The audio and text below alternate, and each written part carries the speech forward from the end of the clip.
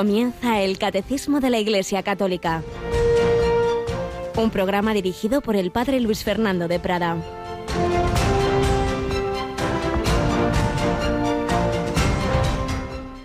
En verdad os digo que antes pasarán el cielo y la tierra que deje de cumplirse hasta la última letra o tilde de la ley. El que se salte uno solo de los preceptos menos importante y si se lo enseña así a los hombres, será el menos importante en el reino de los cielos. Pero quien los cumpla y enseñe será grande en el reino de los cielos. Alabados sean Jesús, María y José. Muy buenos días. El Señor nos llama al reino de los cielos. ¿Qué es el reino de los cielos? Pues que Dios reine en nosotros. Los cielos es una manera hebrea de no mencionar a Dios, pero es Dios, en definitiva, y su reino es que Él reine en nosotros. El reino de Dios es Jesucristo en esa humanidad. Totalmente reina Dios porque es la persona divina, el sujeto de esa humanidad es el Espíritu Santo que llena totalmente su alma. El reino de Dios se cumple en María, esposa del Espíritu Santo, y el reino de Dios se cumple en nosotros tanto cuanto nos dejamos gobernar por Dios, nos dejamos mover por Él. Por eso, cuando el Señor habla de estos mandamientos, de la última letra o tilde de la ley, no hay que entenderlo en un sentido legalista, como si fueran normas, como tantas hay en nuestros modernos estados y administraciones que no puede uno ni respirar ni mover un dedo sin que haya ya algo mandado. No, no va por ahí, sino que es la expresión de cómo estamos hechos. Simplemente la ley expresa, mira, tú tienes esta naturaleza humana y sobrenatural, cuando hemos recibido la gracia de Dios, a la cual le viene bien para crecer esto o le viene mal para quedar herida y ir hacia abajo, lo contrario. Es como un médico que te da una serie de indicaciones. Pues fíjate qué cosas me manda el médico. Hombre, es que sabe que eso te ayuda a estar bien o al revés. Y por eso, si uno no cumple esas prescripciones médicas y vuelve y el médico le dice, ay, qué mal le veo, pero no ha hecho usted caso que le dije. Pues no, es que usted me manda muchas cosas. Es que qué mala idea decirme que estoy mal. Pero oiga, si simplemente es la consecuencia de lo que usted ha hecho o dejado de hacer. Fiémonos del Señor. Su ley no es una ley oprimente para fastidiarnos la vida, sino todo lo contrario, para darnos la plenitud, para sacar lo mejor de nosotros mismos. Cada cuaresma hay que pasar esa ITV, cada cuaresma como tiempo especial del año, realmente con toda frecuencia, todos los días por la noche, nuestro examen de conciencia, la confesión frecuente, para pedir al Señor luz. Señor, ¿en qué no te estoy haciendo caso? Ayúdame a dar el siguiente paso. Estamos siempre en camino, nunca llegamos a ese ideal, pero lo importante es eso, ir caminando, ir dando esos pasos. Bueno, pues esos pasos queremos dar y lo hacemos también apoyados en los santos ya canonizados y tantas otras personas que van dando pasos también y que son testimonio. Y tuvo mucho eco todo lo que contamos ayer de esta niña que moría el domingo con 10 años, Teresita. Luego podremos escuchar el audio de una abuela de un niño que también falleció hace años y que nos contaba cómo vivió ese momento y cómo lo que le ha hecho pensar lo que ayer comentábamos. Y entre los santos que ya estamos seguros de su santidad, después de la Santísima Virgen María, va San José. Tenemos un día más a Yolanda. Buenos días, Yoli. Muy buenos días, Padre. Bueno, pues seguimos con las meditaciones del Padre Santiago Arellano para preparar nuestra consagración a él. La hacemos hacia las 12:20, pero es que ya estamos a 9 días de la solemnidad de San José y eso implica que vamos a rezar todavía más, a pedir su intercesión, ¿verdad? Pues sí, le necesitamos mucho y le vamos a encomendar también en esta novena de San José que comienza hoy, miércoles, y la vamos a rezar pues después de las oraciones de la noche, hacia las 11 menos 10 de la noche, las 10 menos 10 en Canarias. Pues ya lo sabéis, a las 12:15, siempre hora peninsular, 12:20, la meditación del Padre Santiago Arellano, y desde hoy hasta la víspera de San José, del día 19, pues justo después de completas, un poquito antes de las 11 de la noche, que por cierto, después, en este miércoles, me volveréis a escuchar a mí, que estamos acabando precisamente en esa ITV que hemos ido haciendo a lo largo ya de casi 3 años de los vicios capitales. Estamos terminando con la gula y todo lo relacionado con todo ello. Bueno, pues tiempo de Cuaresma, tiempo de conversión después de los testimonios de esas dos niñas, Pilina, que moría hace ya 60 años, y Teresita, que moría el domingo pasado. Pues vamos a hablar de un gran converso, famoso converso ya beatificado, Carlos de Foucauld, una historia muy azarosa, realmente todo un personaje digno de una película de aventuras, un buscador como tantos de la verdad, de la felicidad, que al principio buscó donde no estaba, pero se encontró con el Señor. Pues vamos a comenzar a hablar de este hombre, el hermano universal, que los últimos papas han destacado, que el Papa Francisco nos lo ha mostrado también como ejemplo de alguien arraigado totalmente en la fe católica, pero a la vez con esa actitud de diálogo y de fraternidad con los hermanos musulmanes, de donde vivió los últimos años de su vida y donde murió, en ese contexto cultural y religioso, dando testimonio de Cristo en la soledad, en circunstancias difíciles, y de hecho pues murió, pues bueno, ante una banda de forajidos. Sabía que era peligroso donde estaba, pero no se quiso ir de allí. Siguió con sus hermanos hasta el final.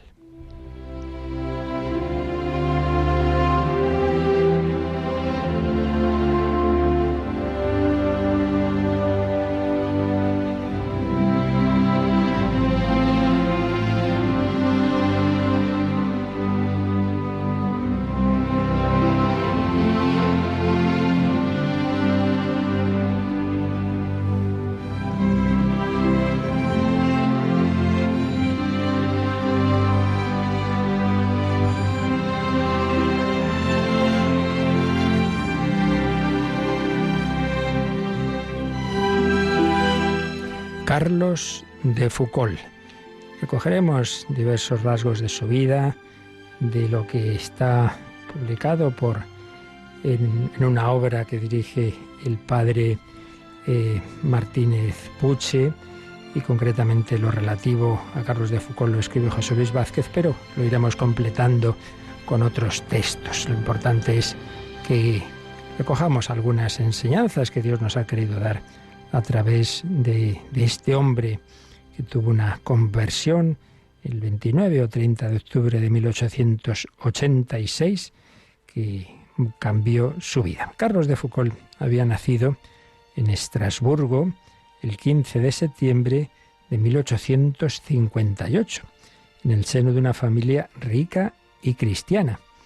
Pero desde los 6 años conoce lo que es ser huérfano de padre y de madre. Y como tantas veces lo hemos comentado, es un rasgo que vemos en muchos santos que han perdido a su madre o incluso a sus padres, y cómo, bueno, pues el Señor no por eso ha dejado de guiarles.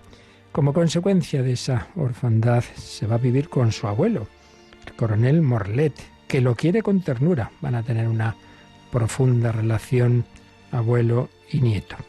De su abuelo recibirá los dones de la simpatía y de la generosidad, el amor por la familia, por el país, y también el amor al estudio, el silencio y la naturaleza. Recibe muchas cosas buenas de su abuelo, y vamos a recoger algunas palabras que escribió en distintos momentos de su vida Carlos de Foucauld. Por ejemplo, decía lo siguiente: Dios mío, todos tenemos que cantar tus misericordias. Hijo de una Madre Santa, aprendí de ella a conocerte, a amarte y a rezarte. ¿No fue mi primer recuerdo la oración que ella me hacía recitar por la mañana y por la noche? Dios mío, bendice a papá, a mamá, al abuelo, a la abuela Foucauld y a mi hermanita. A veces pensamos que lo que se ha sembrado de niño y luego ese niño se aleja de Dios, como hizo Carlos de Foucauld, se pierde, ¿no? Fijaos, cuando él se convierte, recuerda aquello, recuerda de muy pequeñito esa oración. Tú enséñalo a tus hijos, siembra esa semilla de amor, de oración. Papá, mamá y la abuela, como decíamos antes, mueren en 1864. El abuelo se lleva consigo a los 2 niños, que son Carlos, que tenía 6 años, y María, que tenía 3. Siempre admiré la nobleza lúcida de mi abuelo, cuya infinita ternura rodeó mi niñez y mi juventud con una atmósfera de amor, cuya calidez siempre recuerdo con emoción. Importante ese amor, ese cariño, que no quiere decir el consentir caprichos sin más, no, unir la enseñanza de lo verdadero, de lo bueno, la rectitud, con la ternura, con el amor, con el cariño.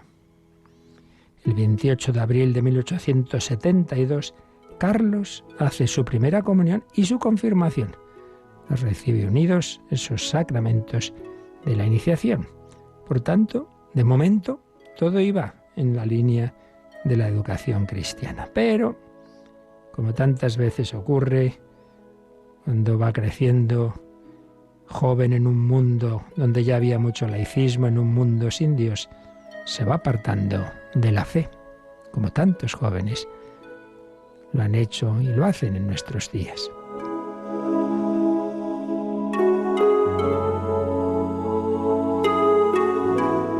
Conoce el padecimiento de la guerra entre Prusia y Francia en 1870, la invasión de su ciudad.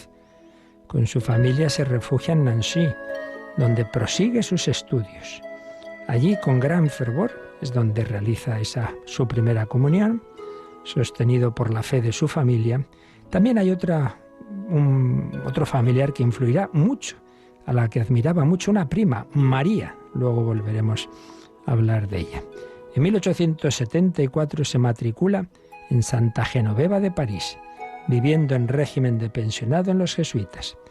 Pero ya llega a los 16 años y podemos decir que ahí ya ha perdido la fe.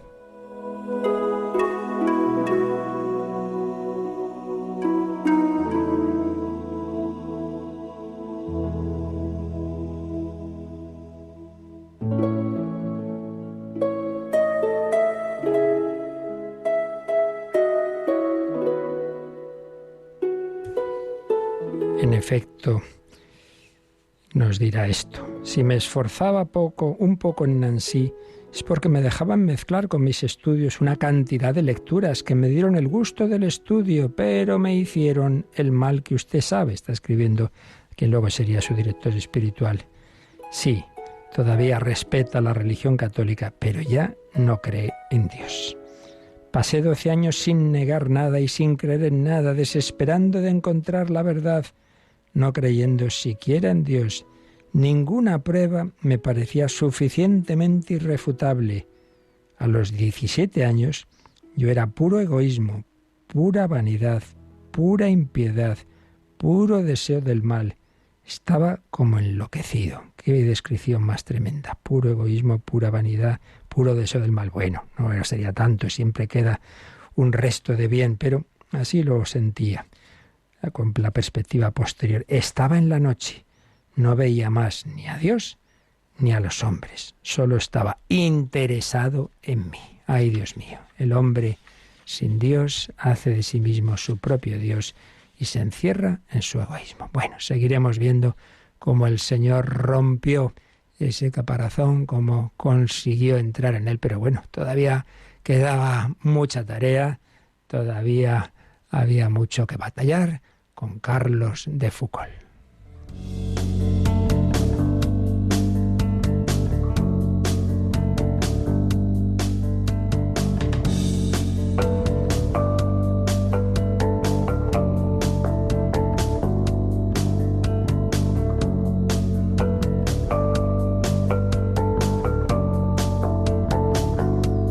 Y ya veremos que fue decisivo en su conversión volver a los sacramentos de la penitencia y de la Eucaristía, aunque él le parecía que no tenía fe para recibirlos, pero bueno, ya veremos que no era así. Los sacramentos, el camino privilegiado del encuentro con Dios en Jesucristo. Bueno, pues estamos poniendo los fundamentos de lo que son los sacramentos en general. Luego ya más adelante el catecismo pues nos irá explicando cada uno en particular, pero estamos viendo la doctrina general sobre los sacramentos, apoyados en el catecismo, pero ampliándolo, porque aquí es una síntesis, muy sintética, y vale la pena que conozcamos un poquito más de toda esta materia tan importante y tan práctica, porque, como digo, son los principales medios que el Señor nos ha dejado para el encuentro con Él. Estamos viendo que los sacramentos son sacramentos de Cristo, que es Él quien los ha instituido. Intentaremos precisar esto un poquito más, cómo se ha entendido, cómo se entiende. Sacramentos de Cristo, arraigados en cómo Él actuó en su vida, cómo Dios se ha hecho carne en Jesucristo, cómo actúa a través de su humanidad. Él es el protosacramento. A través de esa humanidad, de esos gestos suyos, de esas palabras, los hombres se encontraban con la gracia de Dios, recibían esa gracia. Los misterios de la vida de Cristo, veíamos en el 1115, son los fundamentos de lo que después el Señor resucitado hará a través de la Iglesia, a través de sus sacerdotes, de sus ministros, porque, escribía San León Magno, lo que era visible en nuestro Salvador ha pasado a sus misterios. Los misterios de la vida de Cristo, visibles en su vida terrena, ahora de manera invisible actúan a través de esos misterios que llamamos también sacramentos. Vamos a releer, Yolanda, el número 1116, que estuvimos viendo cómo nos hace caer en la cuenta de que realmente lo que ocurría en esa humanidad de Cristo, lo que salía de su cuerpo, es lo que ahora seguimos recibiendo en los sacramentos. Los sacramentos, como fuerzas que brotan del cuerpo de Cristo, siempre vivo y vivificante, y como acciones del Espíritu Santo que actúa en su cuerpo, que es la Iglesia, son las obras maestras de Dios en la nueva y eterna alianza. Las obras maestras de Dios en la nueva y eterna alianza. Bueno, vamos a intentar, eso de una manera muy sucinta y así como a vista de pájaro, pero por lo menos que nos suenen un poquito estas cosas, ver cómo la Iglesia en esa reflexión que ha ido haciendo sobre la actuación del Señor y cómo eso se prolonga en los sacramentos, cómo, digamos, se remontan a Cristo los sacramentos, cómo lo entendieron los primeros autores que reciben esa tradición recibida de los apóstoles, sus primeros autores de los primeros siglos, que llamamos los santos padres. Fundamentalmente, como ya mencionábamos, hay dos sacramentos que están muy, muy, muy presentes en los evangelios, muy destacados, que son el bautismo y la Eucaristía. Bautismo y Eucaristía, de una manera muy, muy llamativa y donde vemos claramente pues cómo el Señor quiere actuar su salvación a través de esos medios. Vamos a fijarnos, por ejemplo, antes de nada, en un texto muy significativo. ¿Recordáis ese encuentro de Jesús con Nicodemo? Ese fariseo que va por la noche, por miedo a que descubran que él quiere hablar con Jesús, a ver a Jesús. Y entonces, pues le pregunta, ¿no? Rabí, maestro, sabemos que has venido de Dios como maestro, porque nadie puede realizar las señales, los signos. Recordad que hablamos de cómo en San Juan esa palabra signo, por un lado, son milagros, pero ya indica algo que luego para nosotros es el fundamento también de esos milagros que son los sacramentos. Nadie puede realizar los signos que tú realizas si Dios no está con él. Jesús le respondió, en verdad te digo, el que no nazca de lo alto, y también se puede traducir de nuevo, no puede ver el reino de Dios. Dice Nicodemo, ¿cómo puede uno nacer siendo ya viejo? ¿Puede acaso entrar otra vez en el seno de su madre y nacer? Respondió Jesús, en verdad te digo, el que no nazca de agua y de espíritu, espíritu con mayúscula, Espíritu Santo, el que no nazca de agua y de espíritu no puede entrar en el reino de Dios. Lo nacido de la carne es carne, lo nacido del espíritu es espíritu. No te asombres de que te haya dicho tenéis que nacer de lo alto. El viento sopla donde quiere y oyes su voz, pero no sabes de dónde viene ni a dónde va. Así es todo el que nace del Espíritu. Bueno, pues aquí tenemos una frase que es clave para entender lo que es un sacramento. El que no nazca de agua y de Espíritu Santo. no puede entrar en el reino de Dios. El reino de Dios es que Dios reine en nosotros, Él quiere entrar en nosotros, Él quiere comunicarse, quiere darnos su Espíritu Santo, con el Padre y el Hijo habitar en nosotros. Bueno, pues para eso hay que nacer de agua y de Espíritu. Es decir, el agua, el signo sensible, concretamente en el primer sacramento, el sacramento del bautismo, y a través de ese signo sensible, el Espíritu Santo. Aquí tenemos ese modo sacramental de actuar de Dios. Dios nuestro Señor nos da ese camino, así como los que vieron a Jesús, pues eso, veían, oían, sentían. Nicodemo habla con Jesús. Bueno, nosotros no lo podemos ver de esa forma, pero hay algo también sensible en el modo de comunicarse el Señor con nosotros, que son los sacramentos, que es su palabra, que es la Escritura, de diversos signos, pero entre ellos hay 7 muy especiales. El primero de ellos es nacer del agua y del Espíritu Santo. Entonces no es un mero rito simbólico así de recuerdo que hacemos los hombres, como tantos ritos tenemos en la vida social. No, es algo que siendo instituido por Jesucristo tiene una eficacia especial. Bien, esto para que veamos un texto especialmente claro de lo que significa este modo de actuar del Señor y para que veamos que esto está arraigado en Jesucristo. Pues bien, los santos padres, y volvemos a este tratado que estamos sintetizando, que ya os he mencionado, del padre José Granado sobre los sacramentos, nos recuerda, claro, que ellos, como en general en todos los demás temas, no sistematizan de una manera, hay 7 sacramentos, no, simplemente están hablando, están mostrándonos cómo en la vida de la Iglesia se produce ese encuentro con el Señor. Y usan sacramento un sentido muy amplio, los diversos ritos y diversos signos que hay en la liturgia de la Iglesia. Por ejemplo, la celebración anual de la Pascua, pues es también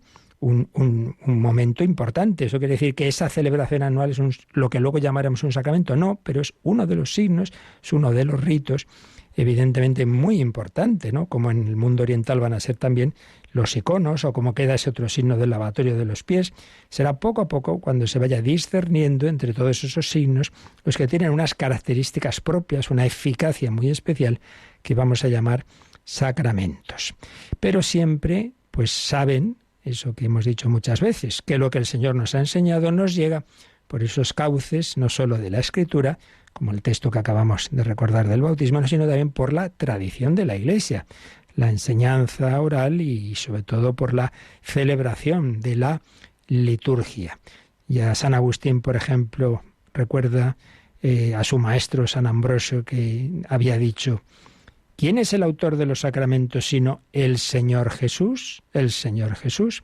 Entonces los santos padres no empiezan a detallar en qué texto Jesús instituye este sacramento o este otro, sino en general se dan cuenta de que todos los sacramentos están relacionados de una u otra manera con el Señor. Pero sobre todo van a hacer el paralelo de la Eucaristía con la Encarnación. Esto es clave, esto es clave. Lo que ya hemos dicho muchas veces, los sacramentos y sobre todo la Eucaristía prolongan la Encarnación, claro. Si el Verbo se ha hecho carne, para nosotros el Verbo se hace carne sobre todo en ese cuerpo de Cristo presente en la Eucaristía. En la Eucaristía está presente el Hijo de Dios. Como el Hijo de Dios está totalmente uno, es uno con el Padre, con el Espíritu Santo, quiere decir que al recibir la Eucaristía, que al participar de este sacramento, pues estamos de alguna manera participando en esa generación eterna del Hijo que procede del Padre, y el Espíritu Santo que procede de ambos, y todo eso se nos comunica a nosotros. Es algo asombroso. Podemos hacernos hijos en el Hijo, alimentados del pan que sale de la boca de Dios. Pero además, la Eucaristía asume toda la historia de la salvación. Este es un dato muy importante que muchos autores van recogiendo. Santo Tomás, por ejemplo, lo dirá ya siglos después, como en todo sacramento hay un aspecto de mirada al pasado. Aquí está sintetizada la obra de la salvación, la creación, la encarnación, la pasión del Señor, una mirada al pasado, una gracia que recibimos en el presente y una esperanza de la consumación futura escatológica. En la Eucaristía recibo a Cristo resucitado, que quiere un día a mí también resucitarme. La Eucaristía expande la vida de Cristo al tiempo de la Iglesia. Sí, está en el cielo esa humanidad de Jesús, ese cuerpo glorioso que presenta ante el Padre con sus llagas.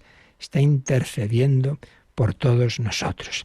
Los santos padres pues enseñan cómo la Eucaristía se instituye cuando la carne de Cristo se plasma como carne gloriosa que entronca con la carne de los creyentes para comunicarles su vida. Se instituyó en la última cena, pero se hace ya eficaz y activa una vez que Cristo ha resucitado. Nosotros no hacemos presente en nuestras celebraciones un cadáver, ojo, no hacemos presente el cuerpo de Cristo muerto, sino al único Cristo que existe ahora mismo, que es el Cristo resucitado.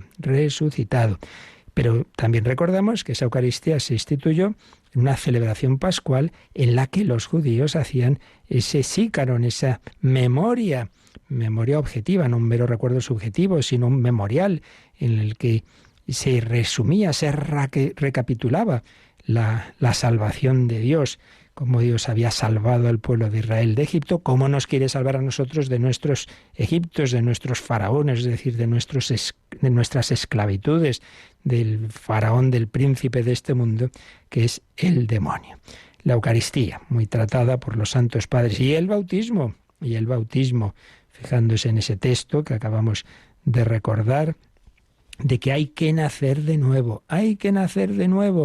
Y también es muy comentado el misterio, la escena del bautismo de Jesús en el Jordán. Obviamente eso no fue un sacramento, Cristo no recibe ningún sacramento, Él los instituye, pero al querer recibir ese bautismo nos está, los santos padres ven ahí como pues toda una escena de un símbolo diciéndonos, el cristiano sigue a Cristo. Cristo quiso recibir el sacramento, el bautismo de Juan el Bautista, enseñándonos que también para nosotros ocurre algo parecido a lo que ocurrió entonces. Cristo se pone en la fila de los pecadores como si fuera un pecador más. No, Él carga con nuestros pecados, no porque Él los tenga, sino porque Él ofrece su vida en reparación de nuestros pecados.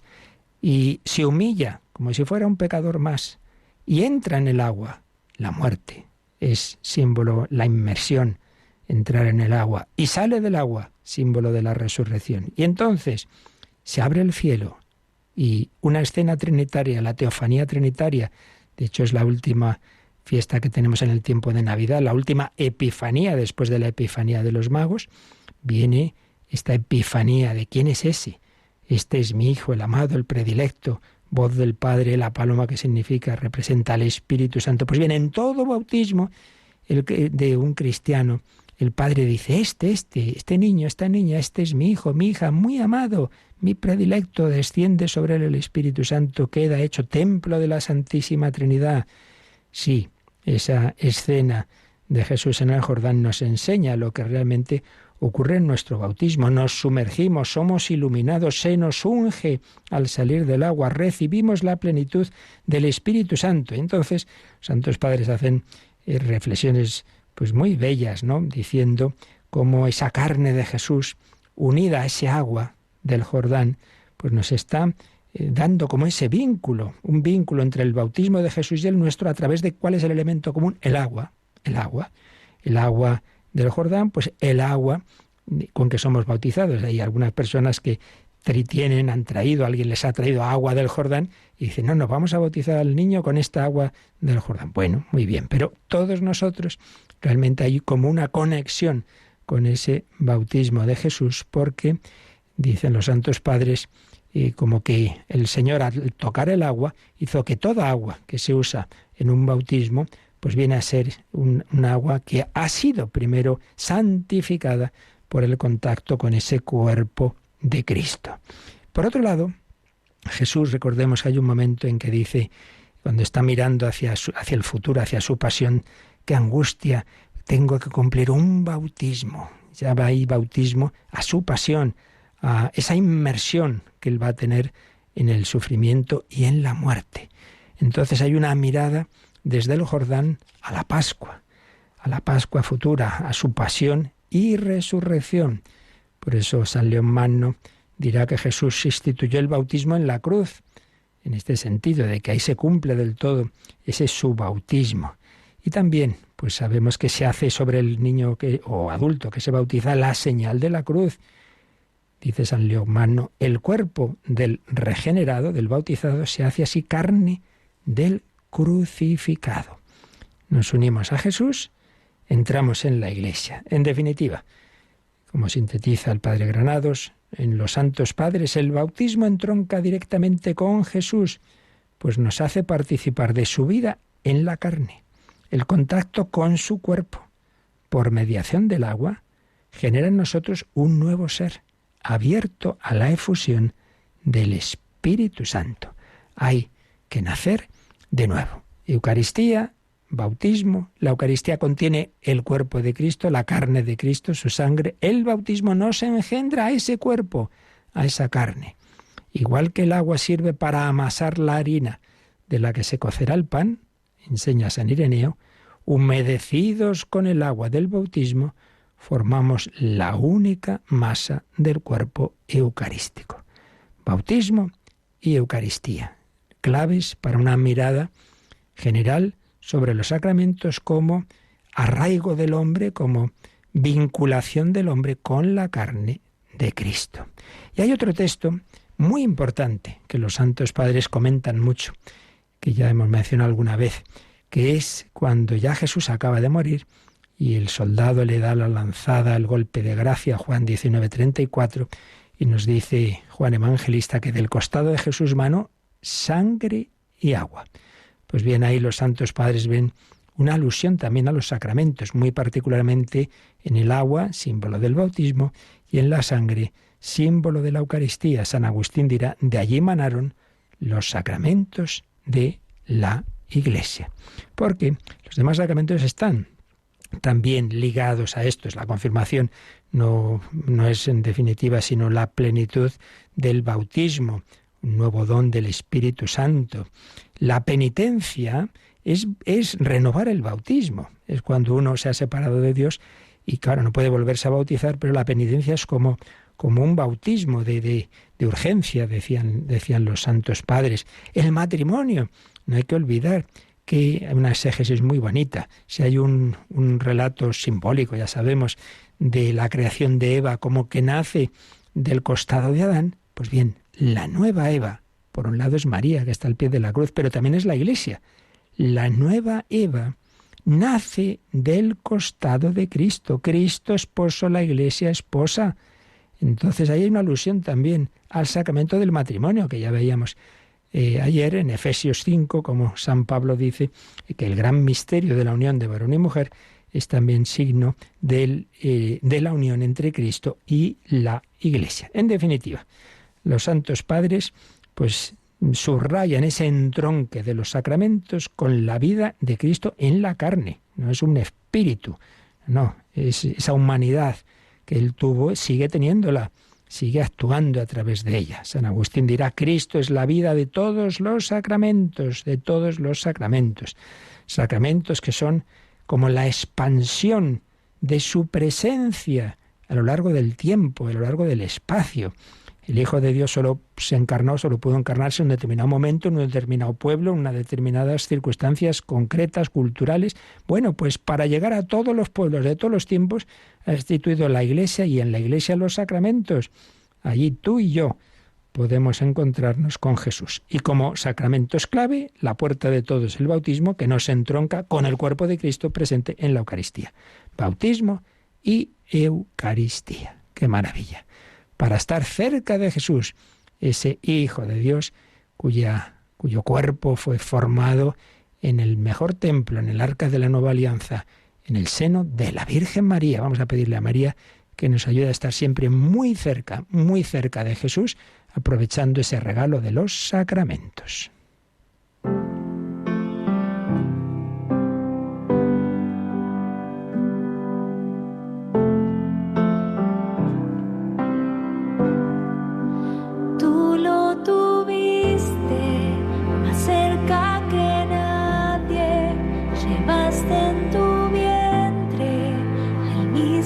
Jesús, con él compartiste hasta tu sangre, que años más tarde de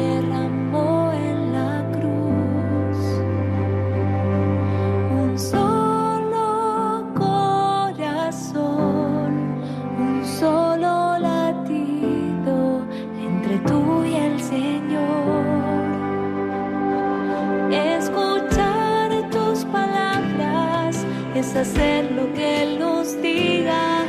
Caminar a tu lado es caminar junto al Señor, estar cerca tuyo. Madre mía, es estar más cerca de Jesús, más cerca de Jesús. Tú lo tuviste más cerca que nadie, llevaste en tu vientre al mismo Jesús, con Él compartiste hasta tu sangre, que años más tarde derramó en la cruz. Un solo corazón, un solo latido entre tú y el Señor. Escuchar en tus palabras es hacer lo que Él nos diga. Caminar a tu lado es caminar junto al Señor, estar cerca tuyo. Madre mía, es estar más cerca de Jesús, más cerca de Jesús.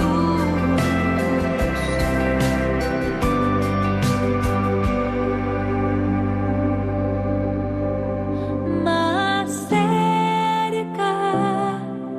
cerca de Jesús. María, llévame más cerca de Jesús. Más cerca de Jesús. María, llévame más cerca de Jesús.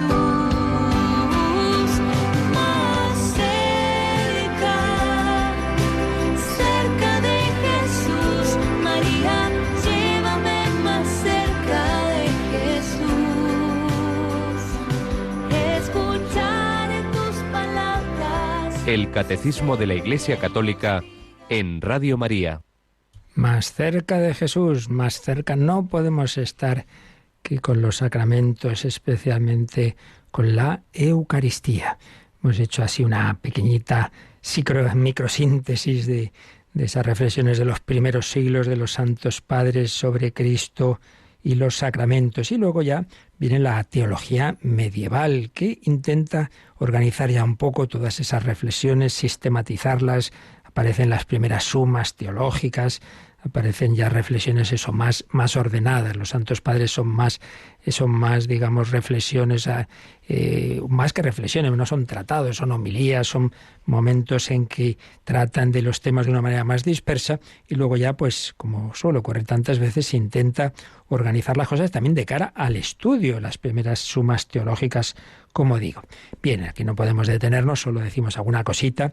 Tenemos sobre todo dos grandes autores medievales que aportan matices a toda esta reflexión. San Buenaventura, gran seguidor de San Francisco de Asís, en esa reflexión que se hace en estos siglos, intentando ya fijarse más en concreto en cada sacramento, en cómo han sido instituidos por el Señor, cuándo, etcétera. Bueno, San Buenaventura pues tiene una curiosa reflexión. Él dice que podemos hablar de tres etapas en los sacramentos.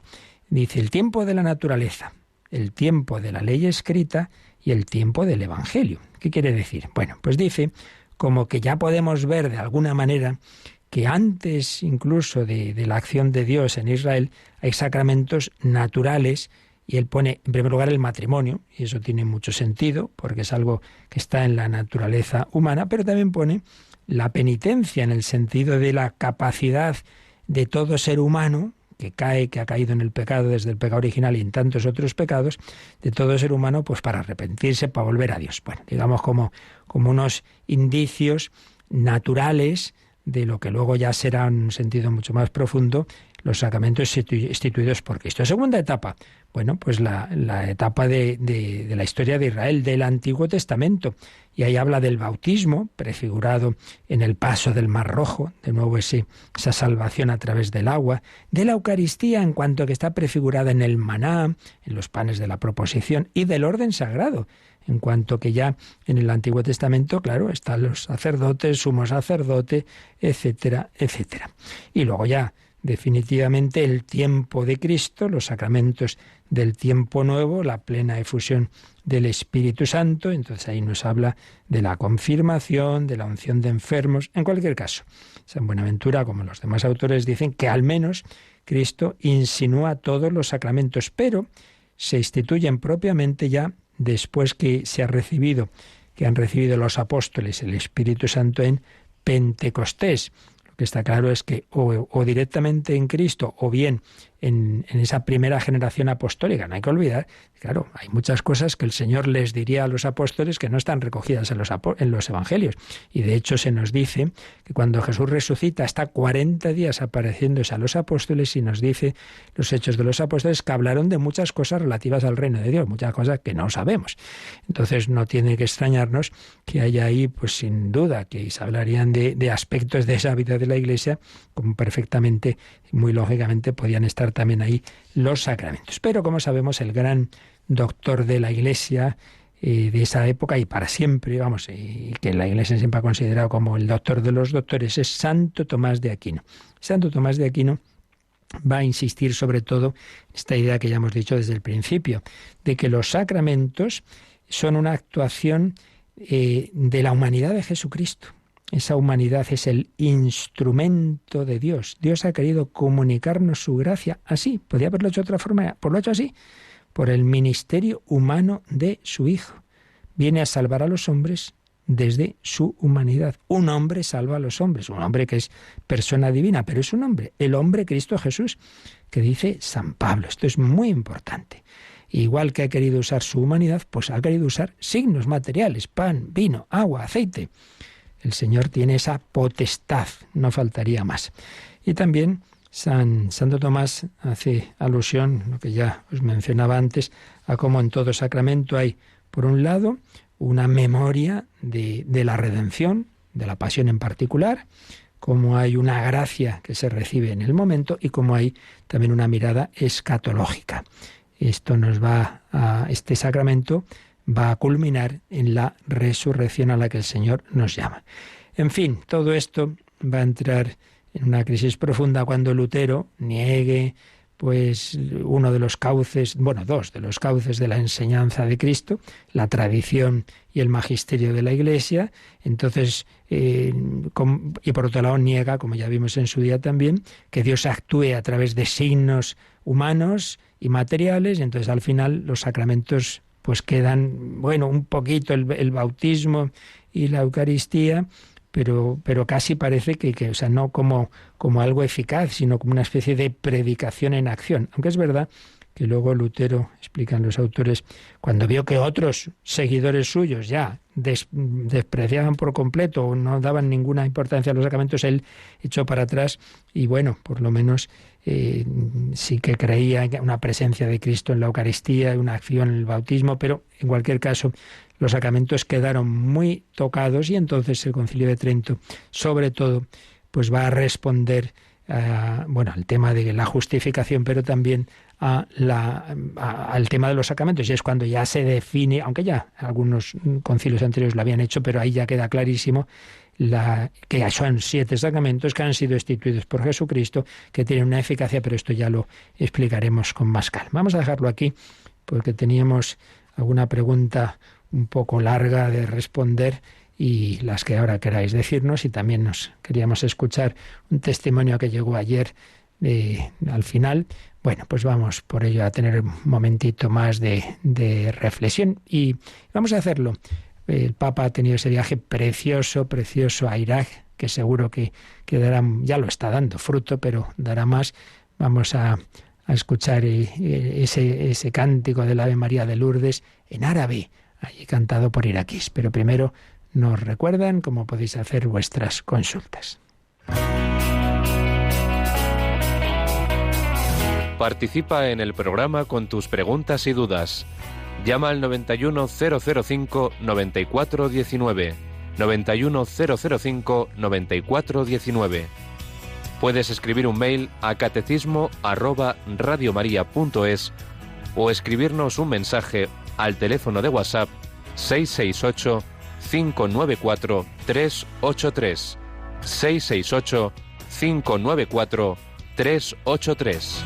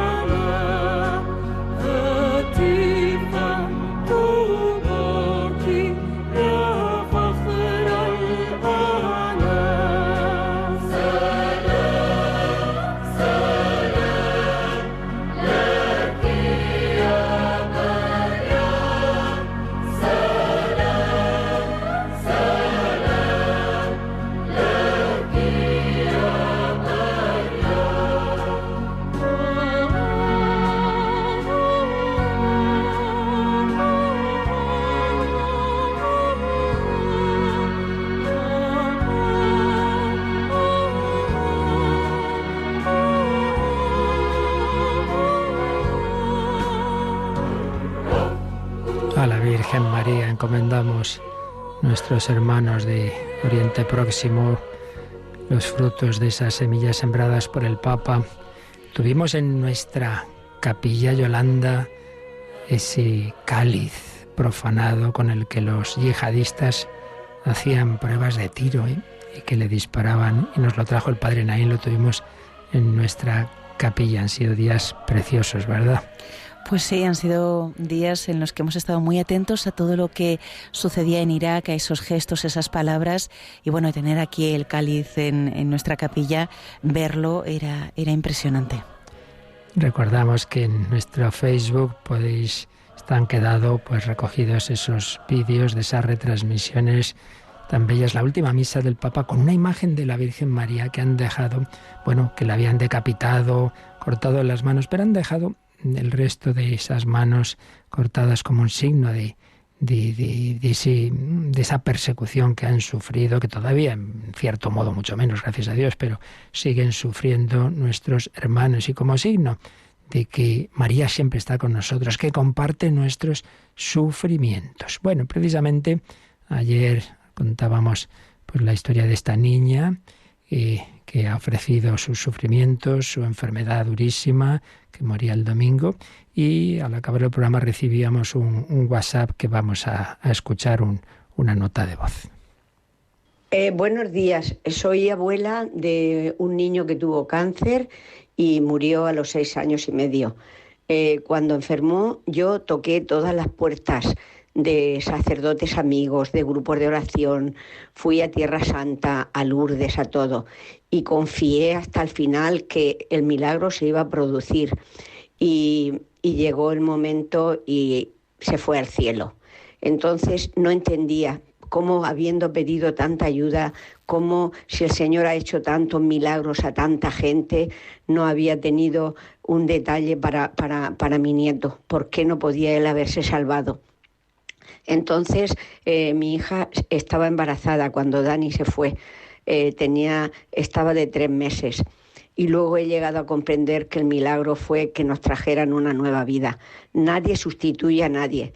Y en principio, como mi fe es tan fuerte, entendí que solo Él sabría por qué, solo Dios sabría por qué había ocurrido esto, habiendo llamado a tantas puertas, habiendo hecho tantos grupos de oración.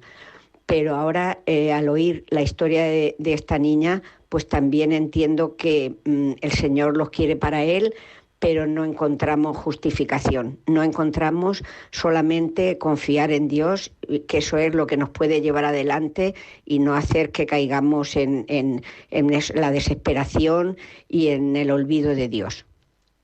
Pues muchísimas gracias por este testimonio. Yo creo que esto nos pasa mucho, a veces en cosas muy gordas, como lo que nos ha contado esta oyente, otras veces en cosas más pequeñas. Dios mío, no me escuchas, te he pedido esto, ¿y por qué? Pues eso. Al final no hay más que fiarse de Dios. Dios sabe más. Y desde luego, una cosa que debemos tener clara, que no la tenemos. Nuestros hermanos de estos que viven en estos países donde cualquier día los matan, pues viven mucho más pendientes de qué es lo importante, que es la vida eterna.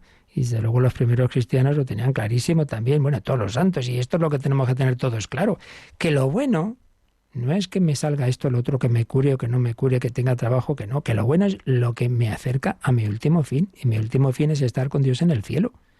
Entonces, lo que nos parece horroroso, el que una persona, y concretamente un niño, y humanamente es muy duro, ¿quién lo va a negar? Yo a veces en estos entierros de este tipo, cuando están parroquias y tal, se me saltaban las lágrimas, ¿cómo no? Porque solo de oír testimonio como el de ayer, pues te emociona, claro que sí, pero en definitiva sabemos que ya ha conseguido el objetivo, que mejor no puede estar. Y de hecho, en los dos casos que hemos contado recientemente, el de aquella niña que murió hace ya 60 años y el de Teresita, tenían esa luz de Dios de que se iban al cielo, y qué maravilla.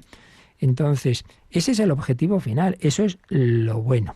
Y de cara a ese objetivo final, nosotros pedimos, y entonces Dios sabe más que nosotros, si conviene esto o lo otro, como el propio Jesús, si es posible, pase de mí este cáliz, pero no se haga mi voluntad sino la tuya. Él sabía perfectamente en su luz divina que ese era el camino, que él mismo lo había anunciado muchas veces, pero le costaba a su cuerpo, le costaba a su humanidad, a su alma, le costaba. Bueno, entonces, lo bueno es lo que nos acerca a Dios y a la vida eterna, y lo malo es lo que no. Y a lo mejor una persona se cura y con esa salud hace muchas cosas malas y se acaba perdiendo. Pues mal, lo que parece bueno ha sido malo.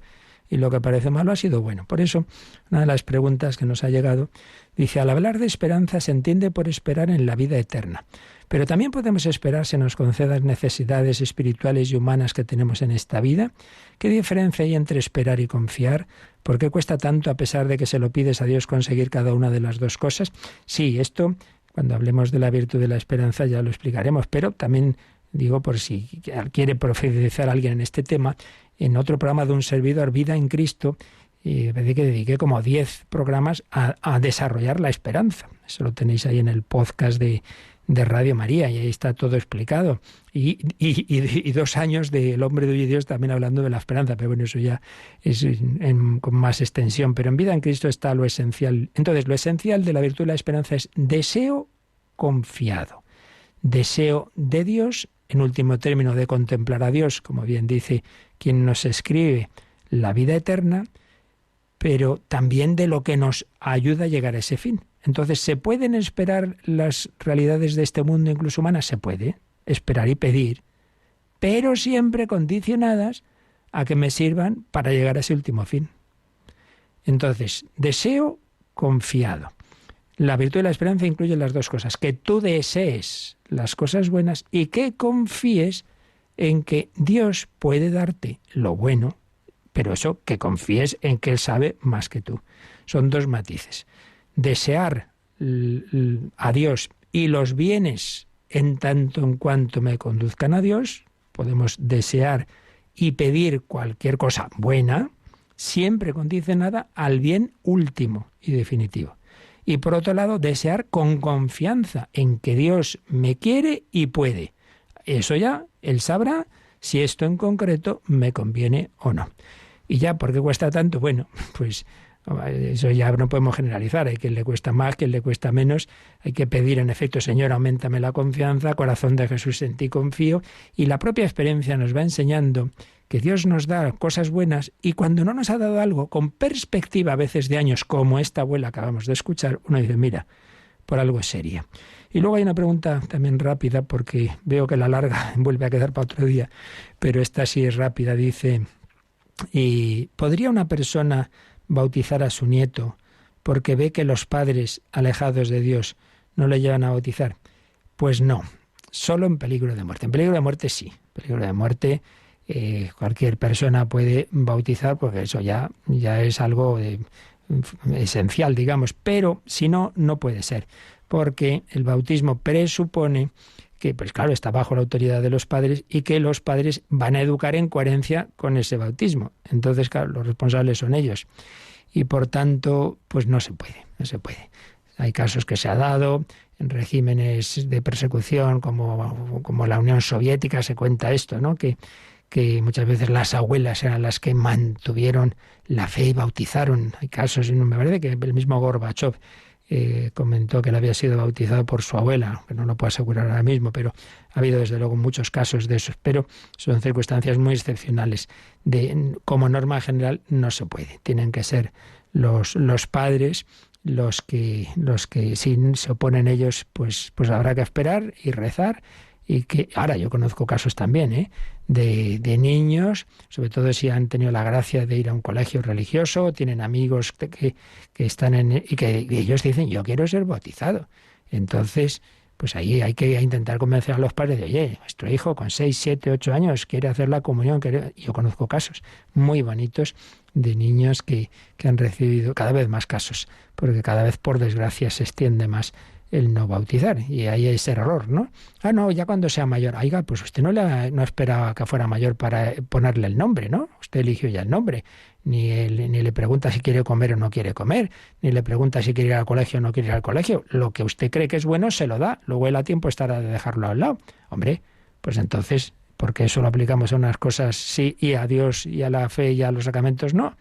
En fin, así somos. Bueno, pues seguiremos con otras consultas, que si recordad que siempre podéis enviarlas, dejarlas en ese correo catecismo@radiomaria.es o en este WhatsApp, aunque hay a veces llegan tantas cosas que a veces se nos pierden, siempre más seguro el correo. Bueno, pues esta noche os espero en el Hombro de Dios y a las 12, por supuesto, en el Ángelus. La bendición de Dios Todopoderoso, Padre, Hijo y Espíritu Santo, descienda sobre vosotros. Alabado sea Jesucristo.